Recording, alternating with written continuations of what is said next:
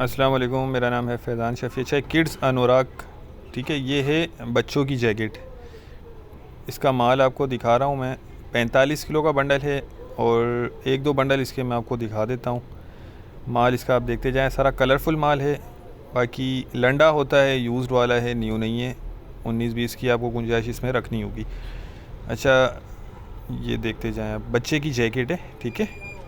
अच्छा, इसमें देख लें, ये इस तरह कटा पटा होगा, क्योंकि मैं आपको बता चुका हूँ ये यूज़्ड वाला होता है, न्यू नहीं होता है। इसमें थोड़ी बहुत आपको गुंजाइश रखनी होगी। बाकी माल आप देख लें इसका। किड्स अनुराग बच्चे की जैकेट को कहा जाता है। वज़न इसका 45 किलो है, सही है। और ये आपको 10,000 रुपये में बंडल मिल जाएगा। 45 किलो का बंडल है, 10,000 रुपये में आपको मिल जाएगा। एक और बंडल भी इसका आपको दिखा देता हूँ। ये भी सिर्फ 2 या 3 ही बंडल हैं, ज़्यादा नहीं है। तो कम से कम आपको एक बंडल इसमें ऑर्डर करना होगा। ये बंडल आप चेक करें, ये माशाल्लाह कलरफुल माल इसमें सारा नज़र आ रहा है।